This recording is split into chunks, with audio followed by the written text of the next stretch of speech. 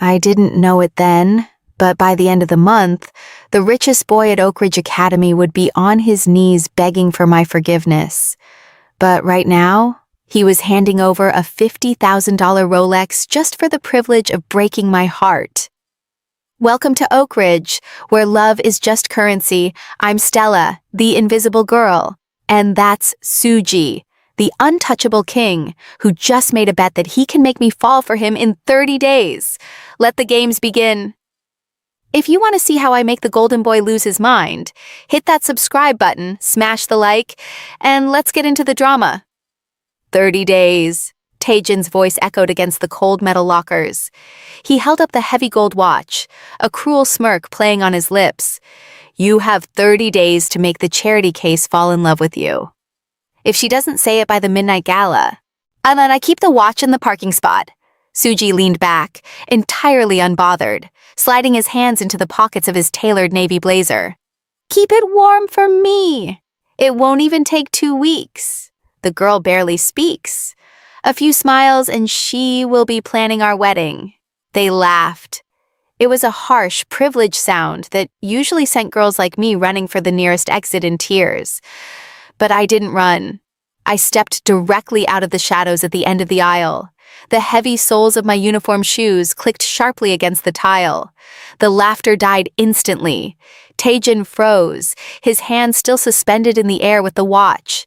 Suji slowly turned his head.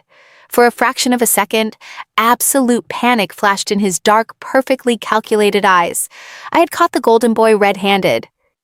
Most guys would have stumbled over apologies or made up a pathetic excuse. Not him. The shock dissolved into a smooth, predatory calm. He closed the distance between us before I could take another breath. His tall frame blocked out the harsh fluorescent lights, backing me flush against the locker bank. He leaned in so close I could smell the expensive cedar and bergamot cologne clinging to his collar. Stella, he murmured, his voice dropping an octave into a velvety, dangerous whisper. He reached out, his thumb casually grazing the lapel of my cheap school blazer. I didn't see you there. I was just telling Taejin how I've been hoping to run into you all day. The lie was so flawless, it was almost beautiful. He was looking at me like I was the only girl in the world, trying to ignite a spark before the smoke of his own betrayal even cleared. He thought I was weak. He thought I was an easy target who would melt under his attention.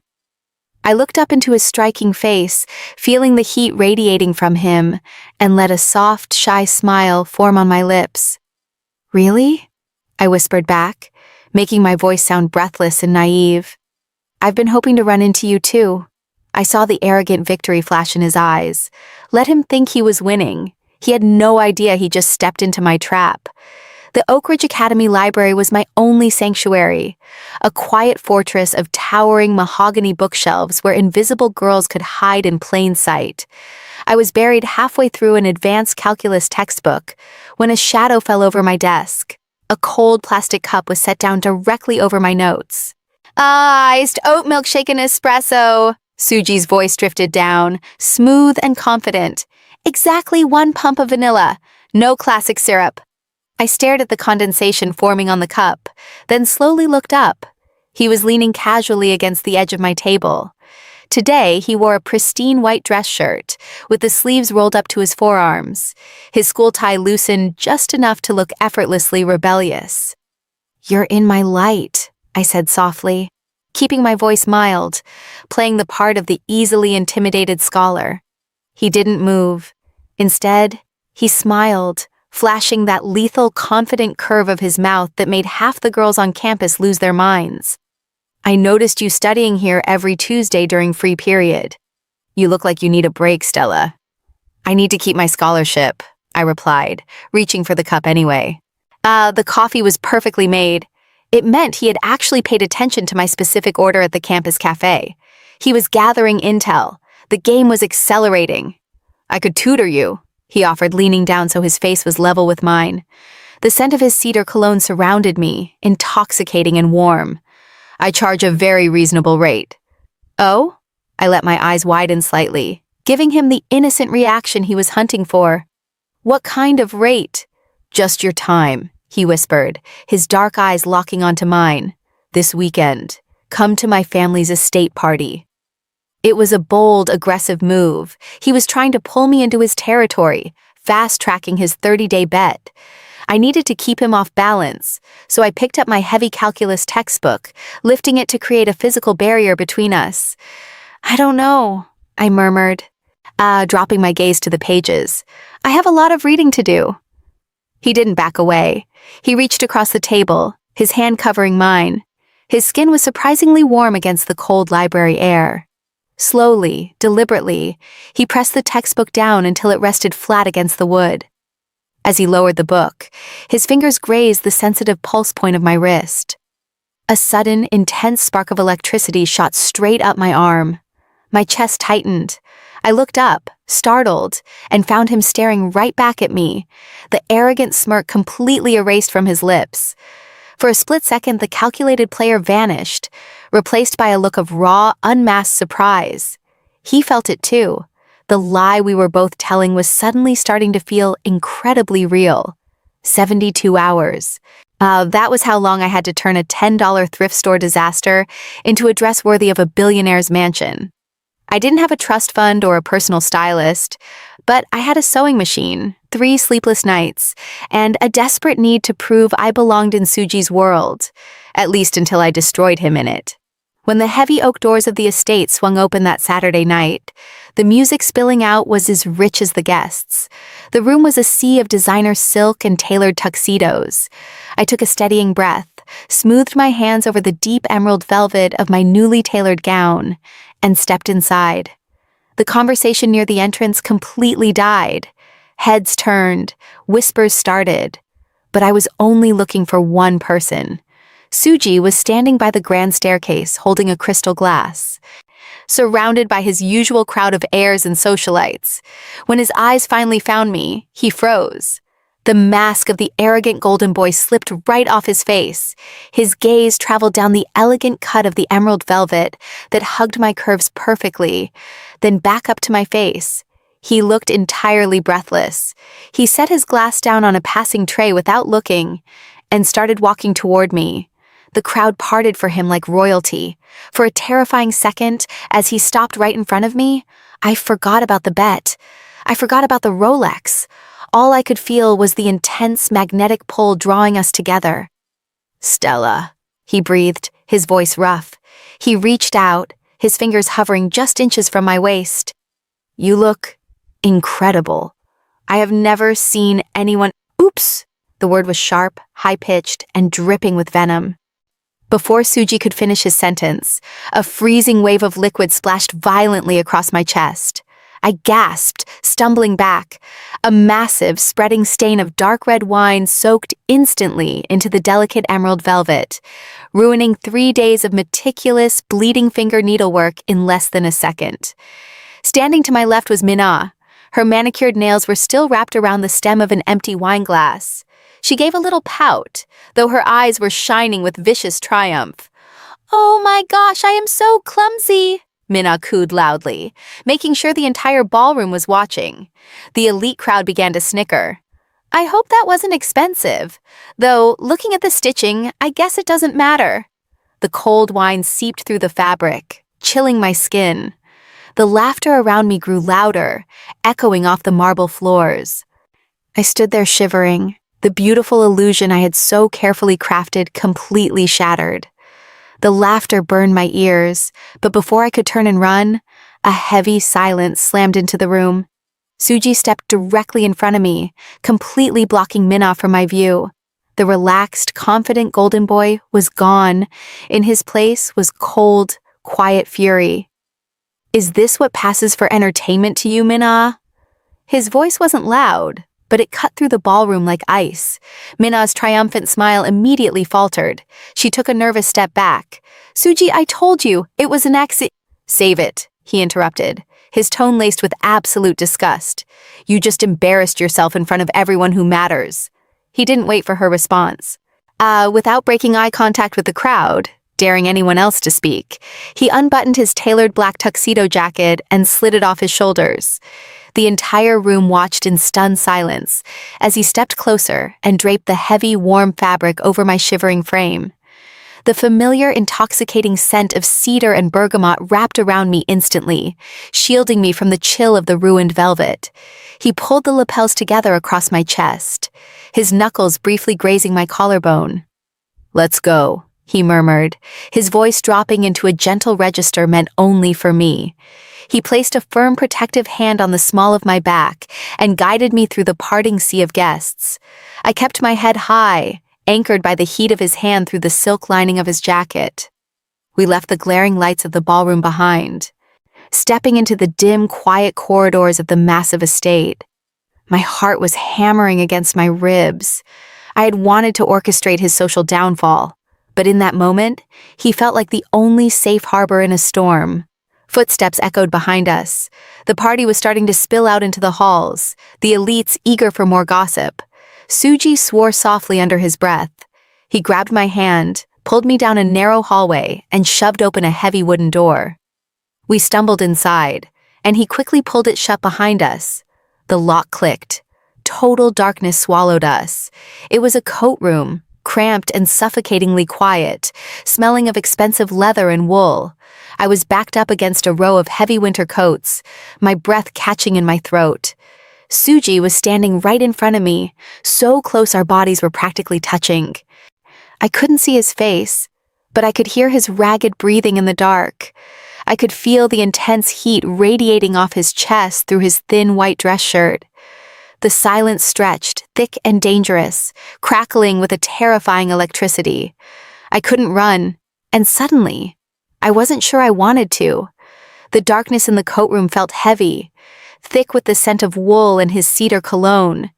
I was pressed against the back wall, the silk lining of his tuxedo jacket slipping slightly off my shoulders.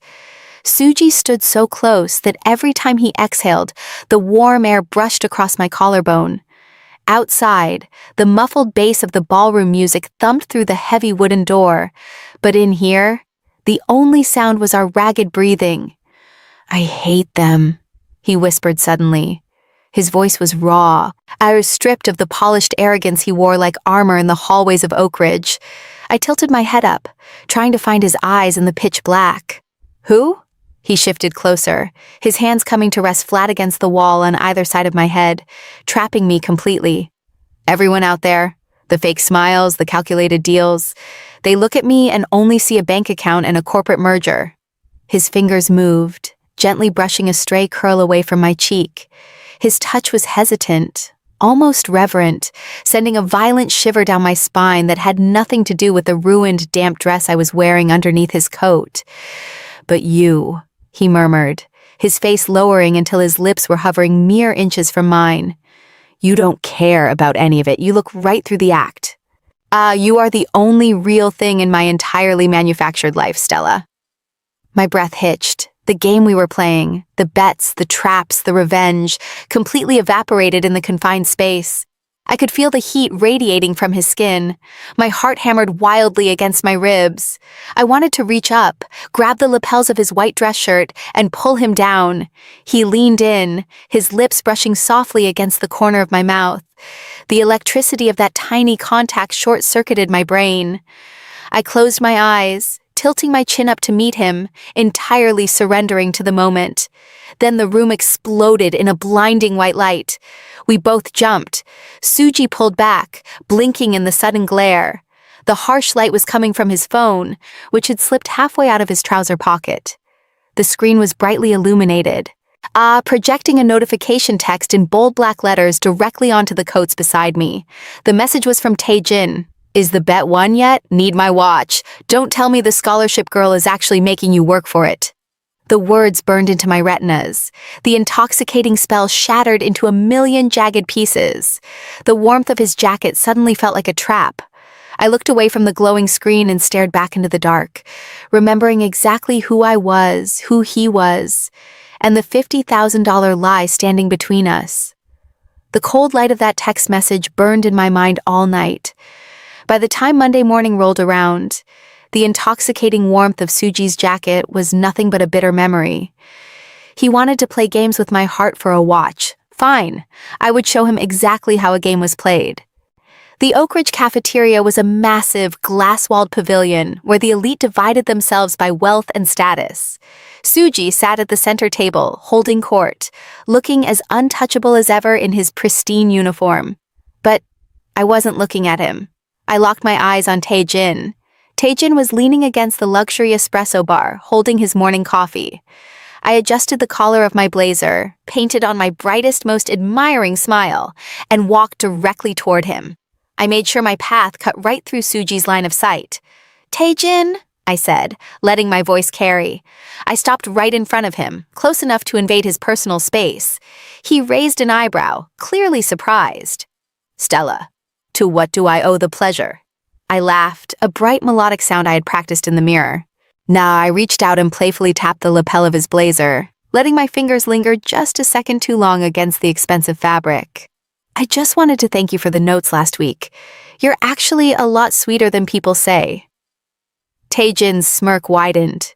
He loved the attention, especially since he knew exactly what it meant for the bet. He leaned in, lowering his voice. "I have a lot of hidden talents." I giggled, tilting my head back. From the corner of my eye, I watched the center table. Suji had stopped talking. His jaw was clenched so tight, a muscle ticked in his cheek. He stared directly at my hand resting lightly on Tae-jin's arm. The cool, calculated alpha was vanishing, replaced by something dark and volatile. I offered Tae-jin another radiant smile. "Maybe we could study together sometime." That was the breaking point. The deafening screech of a heavy metal chair scraping across the floor silenced the entire cafeteria. Suji was on his feet. He crossed the room in 3 massive strides, ignoring the gasps from the surrounding tables. He didn't say a single word to me. He lunged past me, grabbed Tae-jin by the collar of his uniform, and violently slammed him against the glass wall of the espresso bar. Coffee spilled everywhere, the cup clattering to the floor. "Stay away from her!" Suji snarled, his voice a lethal, vibrating threat that echoed through the dead-silent room. His golden boy composure was completely gone. The king of Oakridge had just lost his crown over a scholarship girl, and as I watched his knuckles turn white against Tae-jin's shirt, I realized with a terrifying thrill that he wasn't pretending anymore. The administration called it mandated academic rehabilitation. After the cafeteria fight, the principal decided the best way to discipline Suji was to force him into peer tutoring to improve his slipping grades. And as the top student, I was the one assigned to his freezing multi-million-dollar estate. The house was a glass and marble fortress. It didn't feel like a home. It felt like a museum where you weren't allowed to touch the exhibits. I was wandering down a long, silent hallway, looking for the library, when I heard the shouting. I froze behind a massive marble pillar. Through the crack of heavy double doors, I saw Suji standing rigidly in the center of an enormous, dimly lit office. Standing opposite him was a terrifyingly stern man in a tailored gray suit, his father. "You are a corporate asset.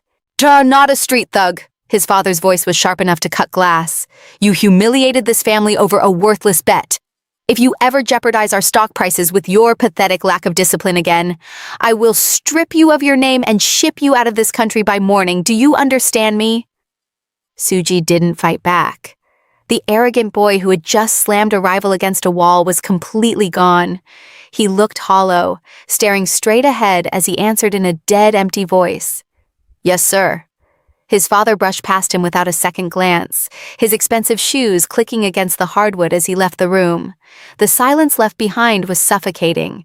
Suji stood completely still, his shoulders trembling slightly under his crisp white shirt. The invisible crown he wore at school was shattered on the floor. For the first time, I saw the invisible cage he lived in. I didn't think about the $50,000 wager. I didn't think about revenge. I stepped out from behind the pillar and pushed the heavy wooden doors open. He flinched, immediately turning away to hide his face. "Get out, Stella." "No," I whispered. I crossed the massive room, my footsteps echoing in the quiet space, until I was standing right in front of him.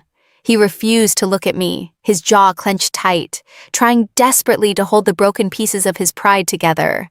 I reached out, my fingers trembling slightly, and gently rested my hand against his cheek. The heat of his skin burned against my palm. He froze, his breath hitching, before slowly leaning his face into my touch like a man who had been starving for warmth his entire life. When his dark eyes finally met mine, there was no game left, just raw, desperate need. He let out a ragged breath and closed the distance between us. His hands tangled fiercely in my curls, pulling me flush against his chest. When his lips crashed down on mine, it wasn't a calculated move. It was breathless, heavy, and completely unscripted, and I kissed him back, knowing we had both just crossed a line we could never uncross. Tuesday morning felt like waking up in an alternate universe. The halls of Oakridge Academy were exactly the same glaring fluorescent lights, the same whispered gossip, but everything between Suji and me had shifted. The wager was a ghost, completely replaced by the heavy, lingering memory of his hands in my hair, and the desperate heat of his kiss in that cold office. We were sitting next to each other in advanced chemistry. To the rest of the class, we were just lab partners focused on a titration experiment. Suji wore his usual arrogant mask, staring blankly at the whiteboard. But beneath the heavy black lab table, completely hidden from the world, his fingers were tightly intertwined with mine. His thumbs slowly traced circles across the back of my hand. The simple, quiet contact sent a rush of warmth straight to my chest. I glanced over at him, fighting a smile. He didn't turn his head, but the corner of his mouth twitched upward in a secret, entirely genuine curve. It was a look reserved only for me. The untouchable king was finally real, and for the first time since I stepped onto this campus, I actually felt safe. When the final bell rang, he squeezed my hand once before letting go. "I have practice," he murmured, leaning in just close enough for me to catch his signature scent of cedar.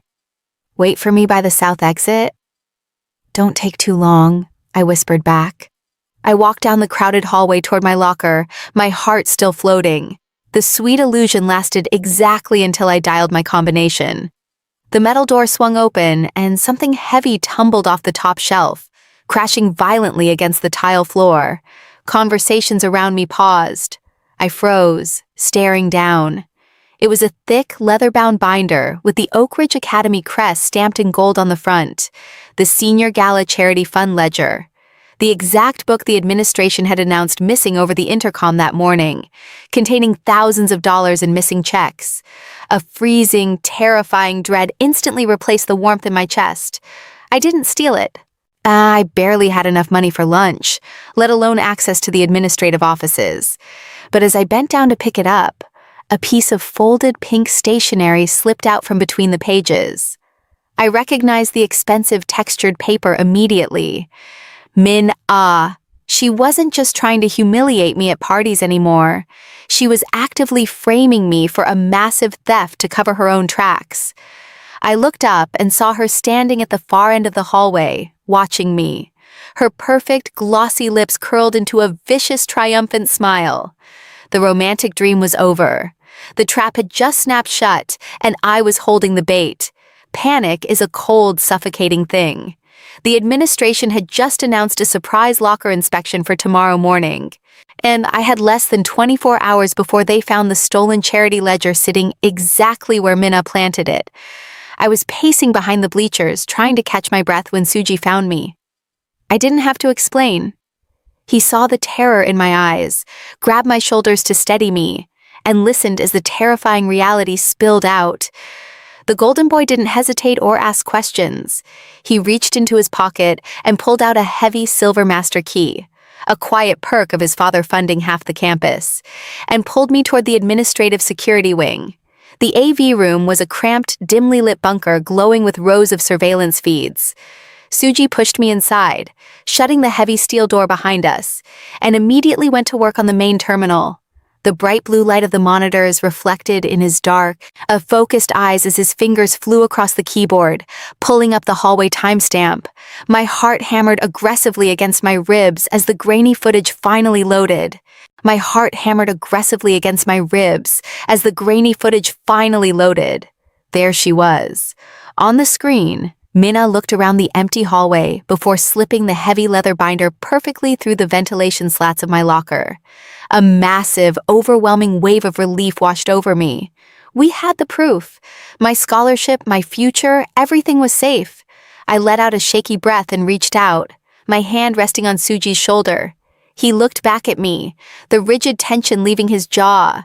He reached up, covering my hand with his own, a fierce, protective warmth in his gaze. We had won. Before he could hit the export button, a sharp mechanical click echoed through the small room. The electronic deadbolt on the heavy steel door slid into place, locking us inside. A second later, the main surveillance terminal glitched and went entirely black. I pulled out my phone, but the screen said no service. The reinforced security bunker was a signal dead zone. We both spun around. Through the narrow, reinforced rectangular window of the security door, a face appeared in the dim hallway light. Min-ah. She wasn't running, and she wasn't hiding.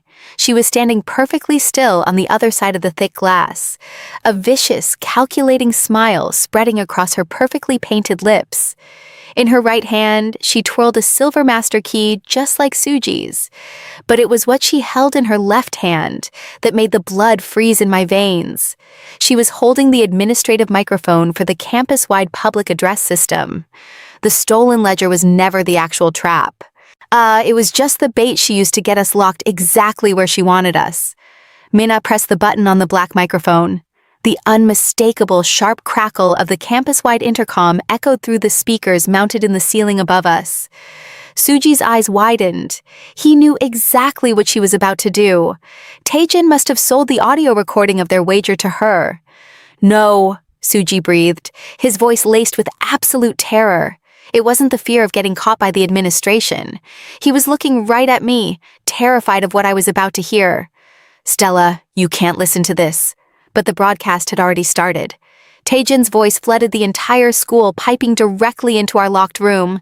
"You have 30 days to make the charity case fall in love with you." Suji didn't hesitate. He spun around, his eyes locking onto the heavy red fire extinguisher mounted on the concrete wall. He ripped it from its metal bracket. The polished, calculated golden boy disappeared entirely, replaced by a desperate, reckless force. He lifted the heavy steel cylinder and swung it with everything he had against the reinforced glass of the security door. The first strike cracked the pane into a massive spider web. "It won't even take 2 weeks," his own recorded voice poured from the speakers, arrogant and cruel. He swung again, roaring with effort. The thick glass completely shattered, raining sharp, glittering fragments onto the tile floor. Minna had already backed away, slipping into the shadows of the hallway, leaving the doorframe completely blown out. Suji dropped the extinguisher. It hit the ground with a loud metallic clang. He grabbed my hand, ignoring the fresh cuts on his knuckles, and pulled me through the broken doorway. He was frantic, desperate to get me out of that room, out of the building, away from the poison pouring out of the speakers. But as we burst out of the administrative wing and stumbled into the main corridor, all the air left my lungs. We weren't alone. The main hallway was packed wall to wall with students. The elite heirs, the scholarship kids, the teachers, everyone had stopped dead in their tracks. Hundreds of eyes were locked directly on us as we stood amidst the shattered glass, our fingers still tightly intertwined. And from the speakers directly above our heads, Suji's recorded voice delivered the final, devastating blow to the entire campus. "The girl barely speaks. A few smiles, and she will be planning our wedding." The silence in the hallway was absolute. No one breathed, no one moved. They just stared as the beautiful, fragile reality we had just built together was violently ripped apart. The silence in the hallway was heavier than concrete. Hundreds of eyes bored into me, stripping away every defense I had carefully built since arriving at Oakridge. From the back of the crowd, Taejin leaned against a locker, spinning the vintage Rolex around his finger with a lazy, mocking grin. Beside him, Minna stepped out of the shadows, her arms crossed in absolute victory. Suji's hand tightened around mine. His palm was warm, smeared with a faint streak of blood from the shattered glass, but the comfort I found there yesterday was completely gone. He turned to me, his dark eyes wide with a frantic, desperate terror I had never seen on the golden boy before. "Stella," he whispered, his voice trembling. He ignored the hundreds of people watching us. He ignored his ruined reputation. He only looked at me. "Listen to me. That recording was from weeks ago. It was a stupid game, but it isn't real anymore. What we have, what I feel for you, it is all real." The murmurs started. Vicious, cutting whispers from the elite students overlapping and blending into a cruel symphony of laughter. They were looking at the poor scholarship girl, who actually believed she could belong in their world. I had let down my walls. I had let him touch me. I had kissed him back. And now, my real fragile feelings were on display for the entire school to mock. The heat of humiliation burned in my chest, rapidly hardening into pure ice. I could not let them see me break. I would not be the tragic victim in their twisted billionaire game. I looked at Suji's desperate, pleading face. Slowly, deliberately, I pulled my fingers out of his grasp. The loss of contact made him flinch. He reached out again. "Please, I love you." I raised my hand and slapped him directly across the face. The sharp, violent crack of my palm against his cheek echoed through the corridor like a gunshot. The entire hallway gasped collectively, falling into a dead, terrified silence. Suji's head snapped to the side. He didn't raise a hand to defend himself. He just stood there, completely broken. I stepped back, lifting my chin, sweeping my cold gaze over Taejin, Mina, and finally bringing it back to Suji. I forced a dry, arrogant laugh that sounded exactly like the one he used in the locker room 30 days ago. "Love?" I said, my voice projecting clearly down the hallway, dripping with perfectly calculated boredom. "You really are arrogant, Suji. Did you actually think I was falling for you?" He slowly turned his head back to look at me, a tear tracking down his flushed cheek. "You didn't play me," I announced to the dead silent crowd, locking my eyes entirely on him. "I played you." Without waiting for a response, I turned my back on the king of Oakridge and walked away. The walk away from Suji felt like a victory for exactly 3 minutes. By the time I reached the end of the main corridor, 2 campus security guards were waiting for me. They didn't speak. They just stepped into my path and escorted me straight to the administration wing. The principal's office was a freezing wood-paneled room designed to make you feel small. I was forced into a heavy leather chair. Sitting directly across from me, looking like a bored runway model, was Mina. Between us on the polished mahogany desk sat the stolen senior gala charity ledger. "The evidence is overwhelming, Stella," the principal said, adjusting his silver-rimmed glasses. His voice was entirely devoid of sympathy. "The ledger was found in your locker. We have anonymous reports that you were seen lingering near the financial office after hours. Given your scholarship status and financial background, the motive is clear." My nails dug into the armrests of the heavy chair. They were calling me a thief because I didn't have a trust fund. It was the oldest, laziest trick in the elite playbook, and it was working perfectly. I didn't take it," I said, keeping my voice steady, refusing to let them see me shake. "Check the security cameras, check the timestamps. Someone planted it there." Mina let out a soft, condescending sigh.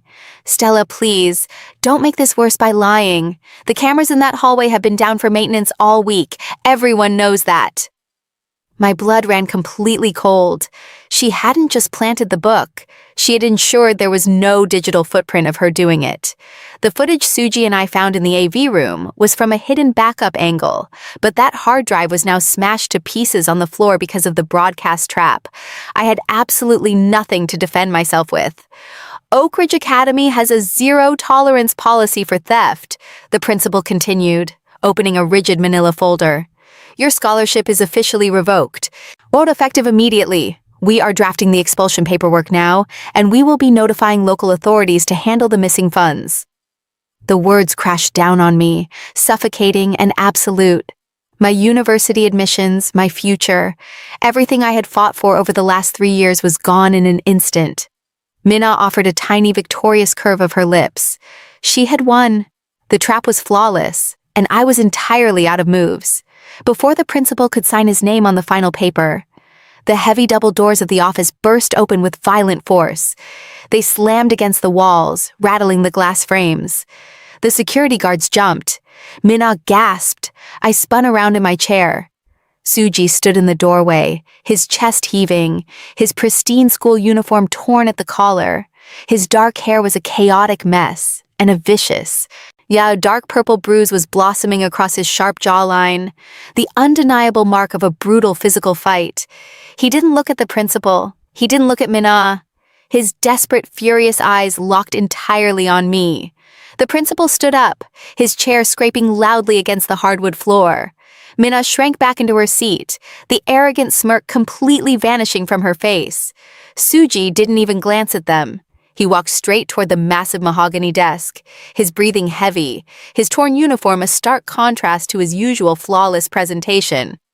"Suji, what is the meaning of this?" the principal demanded, his voice shaking. "We are in the middle of a serious disciplinary—" A heavy metallic thud interrupted him. Suji slammed his family's Black American Express card directly onto the center of the desk, now right next to the stolen charity ledger. "Stella didn't take the money," Suji said. His voice was completely steady, completely devoid of the panic I had seen in the hallway. "I did." The room went dead silent. I stared at his bruised jaw, my heart hammering wildly.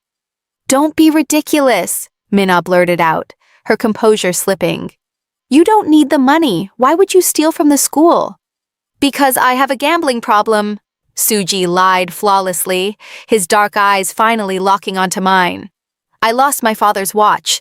I took the charity funds to buy it back from Taejin before my father found out. Charge the card. The funds are fully restored. I planted the ledger in the scholarship girl's locker to cover my tracks. She is entirely innocent." He was throwing away his pristine academic record. He was handing them a complete, manufactured confession to save my future, destroying his own in the process. Before the principal could process the magnitude of the heir to Oakridge, confessing to a felony, the office doors opened again. Suji's father stepped into the room, flanked by two massive men in dark suits. The cold fury radiating from the older man dropped the temperature in the room by 10 degrees. "Sir," the principal stammered, instantly bowing his head. "Your son just confessed to—" "I heard," his father cut him off, his voice absolute ice. He didn't yell. He didn't even look at Suji. He looked at his security detail. "Remove him from this campus, immediately." The two men stepped forward, grabbing Suji by the arms. He didn't fight them. "A scandal of this magnitude will crash our stock prices at the morning bell," his father stated coldly. Turning back to the principal. "He will be on my private jet to Switzerland before midnight. You will sweep this incident under the rug, or I will pull every dime of my funding from this academy." They pulled Suji toward the door. Just before they crossed the threshold, he turned his head and looked at me one last time. There was no arrogance left. There was only a quiet, breaking love that told me the $50,000 wager was the best thing he ever lost. The doors clicked shut, taking him away. The principal scrambled out from behind his desk, chasing after the furious billionaire to perform damage control, leaving the security guards completely distracted. I stood in the dead silence of the office, staring at the empty space where Suji had just thrown away his entire life for mine. The shock faded, replaced by a fierce, burning clarity. I was not going to be the tragic victim in their twisted elite games. Slipping out the side door unnoticed, I ran straight to the campus computer lab. Min-ah was arrogant, and arrogant people always left a trail. She had used the campus 5 IP Wi-Fi to access her accounts. I bypassed the school's basic firewall and dug into the network logs. It took exactly 14 minutes of frantic typing to find what I needed. She hadn't just planted the ledger.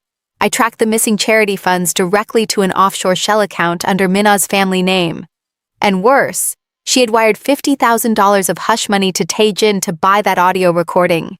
I downloaded the bank transfer receipts, attached them to an email with a full explanation, and hit send. The recipients, the principal, the school board, and every major news outlet in the city. The digital trap was set, but the physical clock was still ticking. It was 11 at night. The stock market opened in hours, and Suji's father was shipping him out before midnight. I sprinted out of the building and into a violent, freezing rainstorm. There were no cabs on the empty campus roads. I grabbed the first unlocked bicycle I could find on the racks, ignoring the rusted chain, and pedaled desperately toward the elite district. The rain soaked through my uniform, stinging my skin and blurring my vision. But I didn't slow down. My lungs burned as I forced my legs to push harder, the tires sliding against the slick asphalt. By the time I reached the towering iron gates of the estate, my breath was coming in ragged gasps. The gates were wide open. Through the heavy downpour, I saw the glaring headlights of a massive armored SUV rolling down the long, winding driveway, heading straight for the exit. I threw the bike down and ran directly into the center of the road. The SUV didn't slow down immediately. The high beams washed over me, bright and blinding, but I planted my feet on the wet concrete and refused to move an inch. Tires screeched. The heavy vehicle skidded to a violent halt just a few feet from where I stood, the engine rumbling like a trapped beast. I stood completely still in the pouring rain, water dripping from my curls, staring down the dark-tinted windshield. The heavy doors of the SUV swung open. Two massive men in dark suits stepped out into the storm, their eyes locked entirely on me as they began to close the distance. The two men in dark suits marched through the blinding rain, reaching for my arms to drag me off the asphalt. Before their hands could even brush my soaked blazer, the rear door of the SUV flew open. Suji launched himself out of the vehicle. He didn't hesitate. He slammed his shoulder into the first guard, knocking the massive man back into the slick mud, and shoved the second one away with a violent, desperate force. "Don't touch her!" Suji roared, stepping directly in front of me, shielding my body with his own. His chest heaved as the icy rain plastered his dark hair to his forehead. "Enough!" The voice cut through the storm like a blade. Suji's father stepped out of the SUV, holding a large umbrella. His cold eyes locked onto me, furious at the delay. "Get out of the way, little girl. You have already done enough damage to my company tonight." I stepped out from behind Suji, lifting my chin.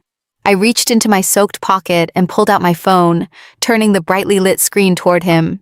"I didn't damage your company," I said, my voice steady over the heavy downpour. "I just saved it." His father narrowed his eyes. "What are you talking about?"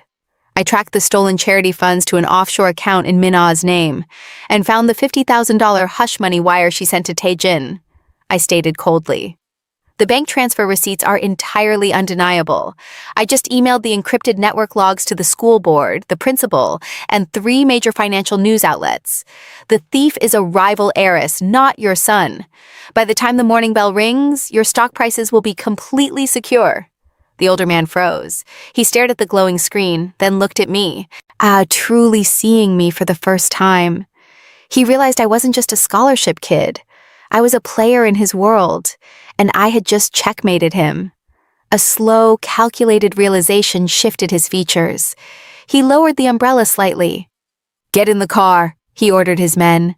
He looked at Suji. "You are staying." The SUV doors slammed shut, and the heavy vehicle peeled away into the night, leaving us completely alone on the dark, rain-swept driveway. The silence that followed was heavy, broken only by the sound of the storm. Suji slowly turned to face me. He looked entirely wrecked, exhausted, soaked to the bone, and staring at me like I had just pulled him from a burning building. He closed the distance between us in a single stride. His hands framed my face, his thumbs wiping away the rain tracing my cheeks.